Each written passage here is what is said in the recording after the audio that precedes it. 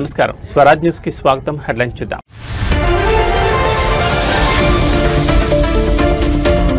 ఢిల్లీ పేలుడు కేసులో కీలక మలుపు, కాన్పూర్లో మరో డాక్టర్ అరెస్ట్.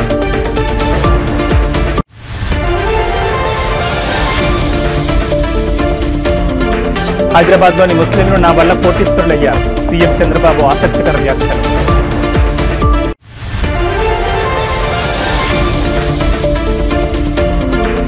రేపు తేలనున్న జూబ్లీహిల్స్ ఉప ఎన్నిక ఫలితం, యూసఫ్గూడలోని కోట్ల విజయభాస్కర్ రెడ్డి స్టేడియంలో ఓట్ల లెక్కింపు.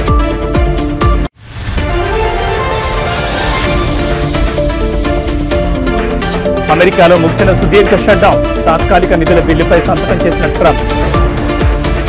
ఇక డీటెయిల్స్ చూస్తే అమెరికా రాజకీయాల్లో 42 రోజులుగా కొనసాగుతున్న ప్రతిష్టంభనకు తెరపడింది. దేశ చరిత్రలోనే సుదీర్ఘంగా సాగిన ప్రభుత్వ షట్డౌన్ ఎట్టకేలకు ముగిసింది. ఫెడరల్ కార్యకలాపాలకు తాత్కాలికంగా నిధులు కేటాయించే బిల్లుపై అధ్యక్షుడు డొనాల్డ్ ట్రంప్ సంతకం చేశారు. డెమోక్రాట్లు పట్టుబట్టిన ఒబామా కేర్ సబ్సిడీల డిమాండ్ను అంగీకరించకుండానే ఈ బిల్లు ఆమోదం పొందడం రిపబ్లికన్లకు రాజకీయ విజయంగా రాజకీయ విశ్లేషకులు అభిప్రాయపడుతున్నారు. బుధవారం సెనెట్ ఆమోదించిన ఈ బిల్లును ప్రతినిధుల సభ కూడా ఆమోదించడంతో ప్రతిష్టంభన వేడింది. సెనెట్లో బిల్లు ముందుకు కదలాలంటే 60 ఓట్లు అవసరం కాగా మెజారిటీ రిపబ్లికన్లకు ఆ సంఖ్యాబలం లేదు. అయితే 8 మంది డెమోక్రాట్లు పార్టీ వైఖరికి వ్యతిరేకంగా రిపబ్లికన్లతో కలిసి ఓటు వేయడంతో బిల్లు పాస్ అయ్యేందుకు మార్గం సుగమమైంది. ప్రతినిధుల సభలో ఈ బిల్లుకు 222 నుంచి 209 ఓట్ల తేడాతో ఆమోదం లభించింది. ఈ నిర్ణయంతో విమాన ప్రయాణాలు, పేదలకు ఆహార సబ్సిడీ కార్యక్రమాలు సహా నిలిచిపోయిన అన్ని ఫెడరల్ సేవలు తిరిగి ప్రారంభం కానున్నాయి. అయితే అన్ని కార్యకలాపాలు పూర్తి స్థాయిలో అందుబాటులోకి రావడానికి కొంత సమయం పట్టొచ్చు. షట్డౌన్ సమయంలో పనిచేయని, వేతనం లేకుండా పనిచేసిన ఫెడరల్ ఉద్యోగులందరికీ వారి బకాయి జీతాలు అందనున్నాయి. బిల్లుపై సంతకం చేసిన అనంతరం ట్రంప్ మాట్లాడుతూ ఇది ఒక గొప్ప రోజు అని వ్యాఖ్యానించారు. వచ్చే ఏడాది జరిగే కాంగ్రెస్ ఎన్నికల్లో ఈ షట్డౌన్ను ప్రజలు మర్చిపోవద్దని ఆయన సూచించారు. అయితే డెమోక్రాట్లు కూడా ధీటుగా స్పందించారు. ప్రతినిధుల సభలో డెమోక్రాటిక్ నేత హకీమ్ జెఫ్రీస్ మాట్లాడుతూ ఈ ఏడాదైనా రిపబ్లికన్లు ఒబామా కేర్ ట్యాక్స్ క్రెడిట్లను పొడిగించాలి, లేదంటే వచ్చే ఏడాది ఎన్నికల్లో అమెరికా ప్రజలు వారిని ఉద్యోగాల నుంచి తొలగిస్తారని హెచ్చరించారు.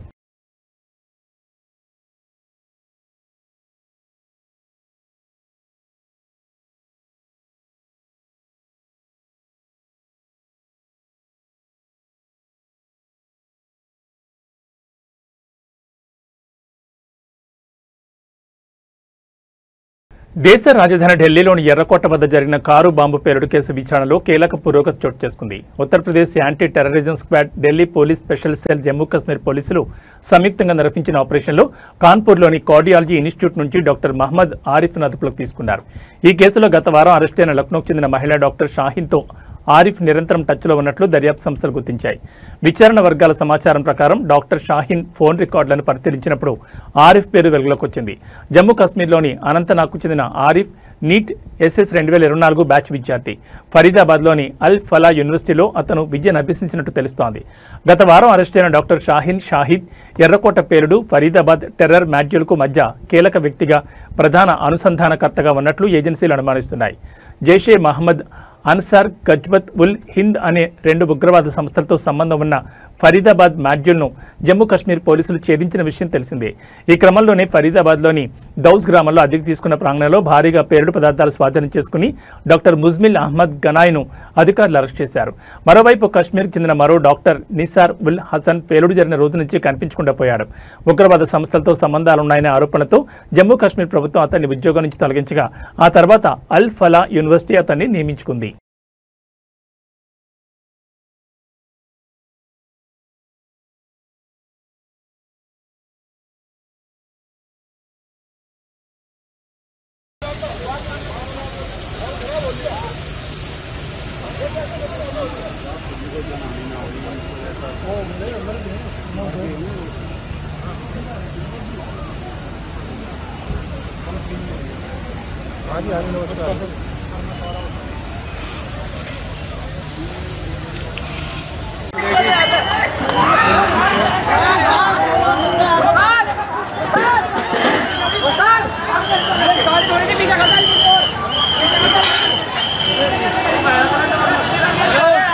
హైదరాబాద్లోని ఓల్డ్ సిటీ ముస్లింలు తన వల్ల కోటీశ్వర్లయ్యారని సీఎం చంద్రబాబు అన్నారు.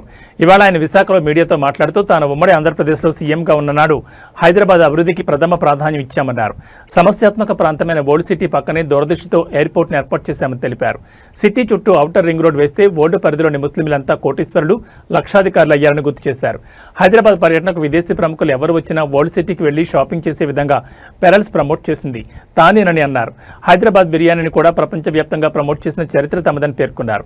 నగరంలో నిరుపయోగంగా పడి ఉన్న ఫలక్నుమా ప్యాలెస్ ను నిజాం సంస్కృతిని కాపాడేందుకు అందులో బ్రహ్మాండమైన హోటల్ పెట్టి దాన్ని కూడా పరిరక్షించామని సీఎం చంద్రబాబు అన్నారు. కేంద్రానికి లెటర్ రాసా, టైం ఎక్స్టెండ్ చేయమంట.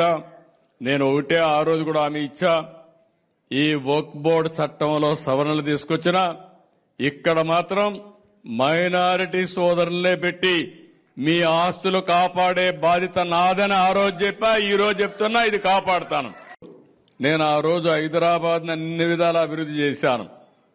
నేను దృష్టిలో పెట్టుకున్నది ఓల్డ్ సిటీ పక్కన ఎయిర్పోర్ట్ కట్టాను. మీరు గుర్తుపెట్టుకోవాలి, నేను దూరదృష్టితో కట్టాను. అది కూడా అదే మరి ఒక ఔటర్ రింగ్ రోడ్ వేస్తే ఈ రోజు మీరు చూస్తే హైదరాబాద్ లో ఉండే ముస్లింస్ అంతా బ్రహ్మాండంగా కోటీశ్వరులు, లక్షాధికారులు అయ్యారంటే అది ఆ రోజు నేను చేసిన పని అని చెప్పి నేను మీకు తెలియజేస్తున్నా. నేను ఎప్పుడూ ఒకటి చెప్పేవాడిని, హైదరాబాద్కి ఎవరు వచ్చినా నేరుగా పోయి ఓల్డ్ సిటీలో షాపింగ్ చేసే విధంగా పెరల్స్ ని ప్రమోట్ చేసింది కూడా తెలుగుదేశం పార్టీ. హైదరాబాద్ బిర్యానీని కూడా ప్రమోట్ చేశాం. ప్రపంచం మొత్తం హైదరాబాద్ బిర్యానీ అంటే దానికి ఒక ఛాంప్ క్రియేట్ చేసే పరిస్థితికి వచ్చామంటే, ఇంకొక పక్క ఆ రోజు ప్యాలెస్ ఉంటే, ఫలక్నుమా ప్యాలెస్ ఉంటే నిజాం సంస్కృతిని కాపాడడానికి ఒక బ్రహ్మాండమైన హోటల్ పెట్టి దాన్ని కూడా పరిరక్షించామని చెప్పి కూడా నేను మీకు తెలియజేస్తాను. ఒకటి రెండు కాదు, నేను వారసత్వాన్ని కాపాడడం కోసం అన్ని విధాల ప్రయత్నం చేశాం. రేపు జూబ్లీహిల్స్ ఉప ఎన్నిక ఫలితం వెలువడనుంది. యూసఫ్గూడలోని కోట్ల విజయభాస్కర్ రెడ్డి స్టేడియంలో ఓట్ల లెక్కింపునకు ఏర్పాట్లు పూర్తయ్యాయి. ఉదయం 8 గంటలకు ప్రారంభం కానున్న కౌంటింగ్ ప్రక్రియ 10 రౌండ్లలో జూబ్లీహిల్స్ ఉప ఎన్నిక ఫలితాలు తేలబోతున్నాయి. కౌంటింగ్ కోసం మొత్తం 42 టేబుళ్లు ఏర్పాటు చేశారు. మొదట 8 గంటలకు పోస్టల్ బ్యాలెట్ ఓట్ల లెక్కింపుతో ప్రారంభమవుతుంది. 1వ number polling booth Shaikpet division నుంచి ప్రారంభమై ఎర్రగడ్డతో ముగియనుంది. కాగా జూబ్లీహిల్స్ ఉప ఎన్నికల్లో 194,431 ఓట్లు పోలయ్యాయి. 99,771 మంది పురుషులు, 94,855 మంది స్త్రీలు ఓటు వేశారు. 5 నపుంసకులు ఓటు వేయగా మొత్తం 48.49% పోలింగ్ శాతం నమోదైంది. బీఆర్ఎస్, కాంగ్రెస్ మధ్య తీవ్ర పోటీ నెలకొంది. ఈ రెండింటిలో ఏ పార్టీ అభ్యర్థి విజయకేతను ఎగరవేస్తారో తేలాలంటే రేపటి వరకు వేచి చూడాల్సిందే.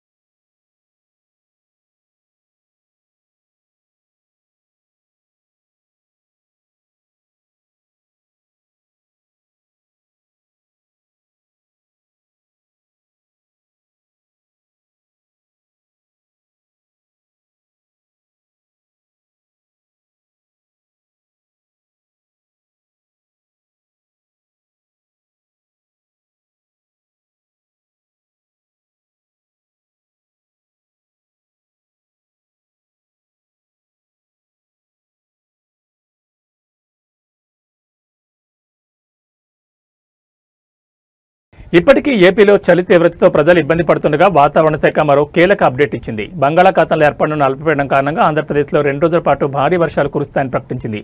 నవంబర్ 17, 18 తేదీల్లో రాష్ట్ర ప్రజలు అప్రమత్తంగా ఉండాలని సూచించింది. వాతావరణ శాఖ అధికారుల అంచనా ప్రకారం నవంబర్ 17న ఆగ్నేయ బంగాళాఖాతంలో కొత్త అల్పపీడనం ఏర్పడే అవకాశం ఉంది. ఇది వేగంగా బలపడి వాయుగుండంగా మారే సూచనలున్నాయని, దీని ప్రభావంతో రాష్ట్ర వ్యాప్తంగా విస్తారంగా వర్షాలు పడతాయని తెలిపారు. ముఖ్యంగా ఉత్తరాంధ్ర, కోస్తా జిల్లాలు, రాయలసీమలోని కొన్ని ప్రాంతాల్లో భారీ నుంచి అతి భారీ వర్షాలు నమోదయ్యే ప్రమాదం ఉందని హెచ్చరించారు. వర్షాలతో పాటు తీర ప్రాంతాల్లో గంటకు 40 నుంచి 50 కిలోమీటర్ల వేగంతో బలమైన ఈదురుగాలులు వీస్తాయని అధికారులు పేర్కొన్నారు. సముద్రం అల్లకల్లోలంగా ఉంటుందని, అలల తీవ్రత కూడా ఎక్కువగా ఉంటుందని తెలిపారు.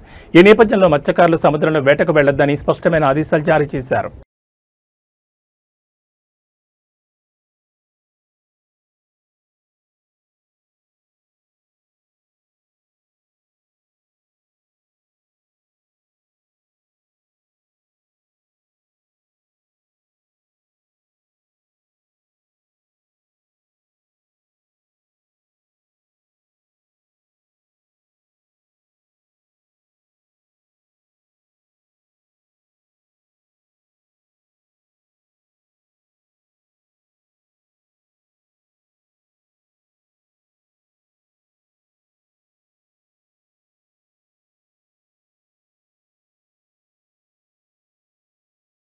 హనుమకొండలో ఓ స్కూల్ యాజమాన్యంపై విద్యార్థి సంఘాల దాడి వీడియో కలకలం రేపుతోంది. హనుమకొండ జిల్లా కేంద్రంలోని స్మైల్ డీజీ స్కూల్ కరెస్పాండెంట్ శ్రీనివాసవరంపై విద్యార్థి సంఘాల నాయకులు దాడికి పాల్పడ్డారు.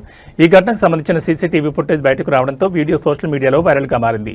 వీడియోలో కొంతమంది విద్యార్థి సంఘం నాయకులు స్కూల్ యాజమాన్యంపై దాడి చేయడానికి ప్రయత్నిస్తున్న దృశ్యాలు స్పష్టంగా రికార్డయ్యాయి. సంఘ నాయకులు చందాల పేరుతో స్కూల్కు వచ్చి యాజమాన్యంతో వాగ్వాదానికి దిగిన తర్వాత దాడికి పాల్పడ్డారనే ఆరోపణలు వినిపిస్తున్నాయి. ఈ ఘటనకు నిరసనగా ఉమ్మడి వరంగల్ జిల్లా వ్యాప్తంగా అన్ని ప్రైవేట్ విద్యా సంస్థలు బంద్ పాటిస్తున్నట్లు ట్రస్మా ప్రతినిధులు ప్రకటించారు.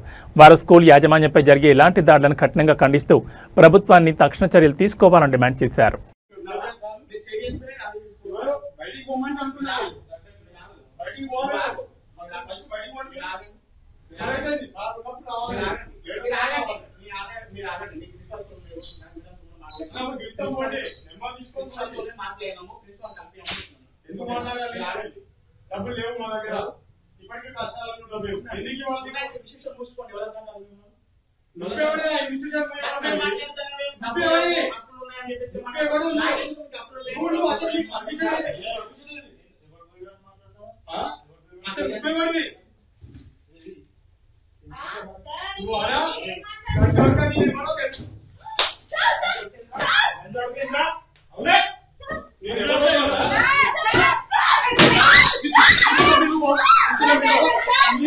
మాజీ మంత్రి వైసీపీ సీనియర్ నేత అంబటి రాంబాబుపై కేసు నమోదైంది. ఆయనతో పాటు మరికొందరు వైసీపీ నాయకులపై కూడా గుంటూరు జిల్లా పట్టాభిపురం పోలీసులు కేసు నమోదు చేశారు. పోలీసుల విధులకు ఆటంకం కలిగించడంతో పాటు వారిని బెదిరించారన్న ఆరోపణలపై ఈ కేసు నమోదు చేసినట్టు తెలుస్తోంది. అంబటి రాంబాబు ఇతర నేతలు ముందస్తు అనుమతులు లేకుండా భారీ ప్రదర్శన నిర్వహించారు.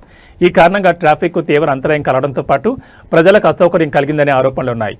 ఈ ఘటనపై చర్యలు తీసుకున్న పోలీసులు విధుల్లో ఉన్న తమను బెదిరించారని పేర్కొంటూ కేసు నమోదు చేశారు. అంబటి రాంబాబుతో పాటు ఇతర నిందితులపై భారతీయ న్యాయ సంహితలోని 132, 126(2), 351(3), 189(2), రెడ్ విత్ 190 సెక్షన్ల కింద కేసు నమోదు చేసినట్లు పోలీసులు వివరించారు. ఈ ఘటనపై పోలీసులు తదుపరి దర్యాప్తు చేస్తున్నారు. గుంటూరు పట్టణంలో నిన్న వైద్య కళాశాలల పీపీపీ విధానాన్ని వ్యతిరేకిస్తూ వైసీపీ ఆధ్వర్యంలో ప్రదర్శన నిర్వహించారు. ఈ సందర్భంలో పోలీసులు అనుమతి లేదని అడ్డుకోవడంతో పోలీసులతో అంబటి వాగ్వాదానికి దిగారు. దీంతో అక్కడ కొద్దిసేపు ఉద్రిక్త పరిస్థితులు నెలకొన్నాయి. ఈ ఘటనపై పోలీసులు చర్యలు చేపట్టారు.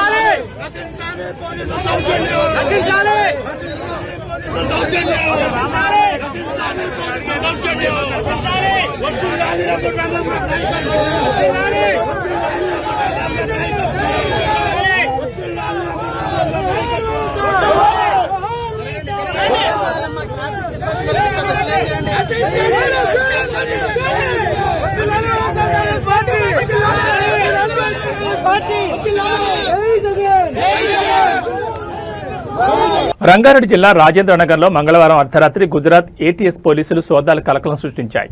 4th వ్యూ కాలనీలోని డాక్టర్ సయ్యద్ మొహిద్దీన్ ఇంట్లో తనిఖీలు నిర్వహించారు. అడిషనల్ ఎస్పీ స్థాయి అధికారి ఆధ్వర్యంలో 5 సభ్యుల బృందం సోదాల్లో పాల్గొంది. 3 రకాల లిక్విడ్లతో పాటు కంప్యూటర్, పలు రకాల బుక్స్, ఆయిల్ తయారు చేసే మిషన్ సహా పలు డాక్యుమెంట్లను స్వాధీనం చేసుకున్నారు. సయ్యద్ సోదరుడు ఒమర్ ఫారూక్కి నోటీసులు ఇచ్చి సెర్చ్ నిర్వహించారు.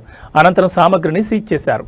ఇదిలా ఉండగా భారతదేశంలో పెను విధ్వంసం సృష్టించేందుకు కుట్ర పన్నారనే ఆరోపణలపై హైదరాబాద్ చెందిన డాక్టర్ సయ్యద్ అహ్మద్ మొహిద్దీన్ను గుజరాత్ యాంటీ టెర్రరిస్ట్ స్క్వాడ్ పోలీసులు ఆదివారం గుజరాత్లోని బనస్కాంత జిల్లాలో అరెస్ట్ చేసిన విషయం తెలిసిందే. మొహిద్దీన్ అరెస్టుపై కుటుంబ సభ్యులు ఇటీవల స్పందించారు. తన సోదరుడు మంచోడని, ఎవరో కావాలనే కుట్రలో ఇరికించారని ఆవేదన వ్యక్తం చేశాడు. తన బ్రదర్ ఉగ్రవాద కార్యకలాపాలతో లింక్స్ ఉన్నట్లు తెలియదని చెప్పాడు. ఒకవేళ తమ సోదరుడు తప్పు చేస్తే కఠినంగా శిక్షించండి అని ఉమర్ ఫారూక్ అంటున్నాడు. మా సోదరుడు మొహిద్దీన్ ఎవరో ట్రాప్ చేసి కుట్రలో ఇరికించారు. మా బ్రదర్కు ఉగ్రవాద కార్యకలాపాలతో లింక్స్ ఉన్నట్లు మాకు తెలియదు. నవంబర్ 5న బిజినెస్ డీల్ ఉందని చెప్పి ఇంట్లో నుంచి గుజరాత్ బయలుదేరాడు. 9వ తేదీన ఏటీఎస్ వారు నాకు ఫోన్ చేసి మీ బ్రదర్కు ఉగ్రవాదులతో సంబంధాలు ఉన్నాయని అరెస్ట్ చేశామని చెప్పారు. మొహిద్దీన్ నివాసాన్ని ముట్టొద్దు, 2 రోజుల్లో వచ్చి ఆయన రూమ్లో ఉన్న సామగ్రి స్వాధీనం చేసుకుంటామని ఏటీఎస్ పోలీసులు చెప్పారన్నారు. ఇంటికి ఏటీఎస్ పోలీసులు వచ్చారు. సామాన్లు సీజ్ చేసి తీసుకువెళ్లారు. ఏటీఎస్ అరెస్ట్ చేసిన వారిలో మరో 2 ఆజాద్ సులేమన్ షేక్, మహమ్మద్ సుహైల్ వారితో మాకు ఎలాంటి లింక్స్ లేవని అన్నాడు.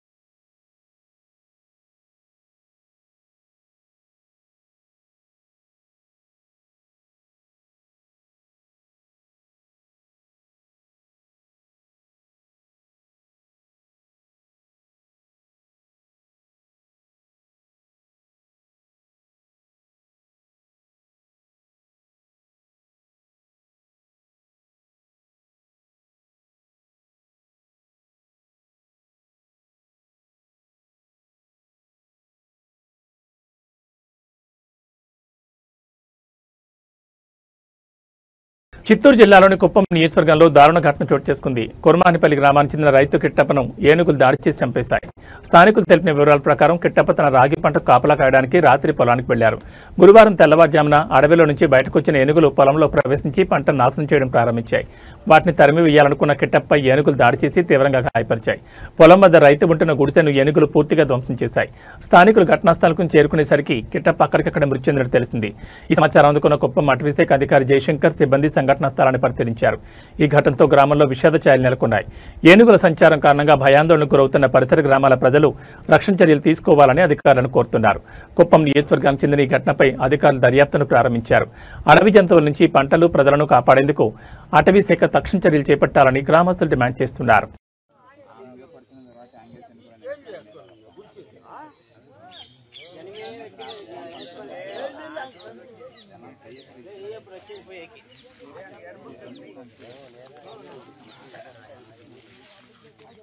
కట్టారం కదా మమ్మ అంజే అంజే అంజే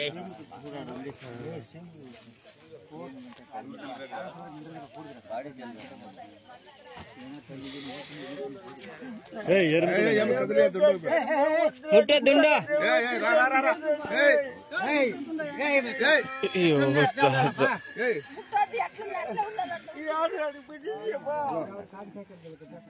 ఏ పతో ఏయ్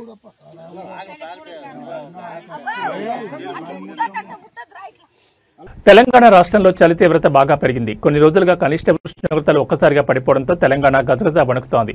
రాబోయే 3-4 రోజుల్లో చలి మరింత తీవ్రంగా ఉందని ప్రజలు అప్రమత్తంగా ఉండాలని వాతావరణ శాఖ హెచ్చరించింది. ఈ నేపథ్యంలో పలు జిల్లాలకు ఆరెంజ్, ఎల్లో అలర్ట్లను జారీ చేసింది. వాతావరణ కేంద్రం అంచనాల ప్రకారం రానున్న రోజుల్లో రాత్రిపూట కనిష్ట ఉష్ణోగ్రతలు 8.5 డిగ్రీల నుంచి 12.5 డిగ్రీల మధ్య నమోదయ్యే అవకాశం ఉంది.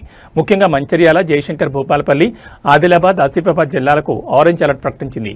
ఈ ప్రాంతాల్లో కనిష్ట ఉష్ణోగ్రతలు 10 డిగ్రీల కంటే తక్కువగా పడిపోవచ్చని తెలిపింది. మిగిలిన జిల్లాలకు ఎల్లో అలర్ట్ జారీ చేసింది. ఇప్పటికే ఉమ్మడి ఆదిలాబాద్ జిల్లాలోని ఏజెన్సీ గ్రామాలు చలికి వణికిపోతున్నాయి. మంగళవారం రాత్రి కుమరంభీం, ఆసిఫాబాద్ జిల్లా సిర్పూర్లో అత్యల్పంగా 10.2 డిగ్రీల అత్యల్ప ఉష్ణోగ్రత నమోదైంది. తెలంగాణ రాష్ట్రం తీవ్ర చలి ప్రభావిత జోన్లో ఉందని కేంద్ర ఆరోగ్య శాఖ ఆధ్వర్యంలోని ఎన్పీసీసీహెచ్హెచ్ గత ఏడాది ప్రకటించిన విషయం నిపుణులు గుర్తు చేస్తున్నారు. ఈసారి కూడా అదే తరహా పరిస్థితి నెలకొనడంతో ప్రజలు తగిన జాగ్రత్తలు తీసుకోవడం అత్యవసరమని సూచిస్తున్నారు.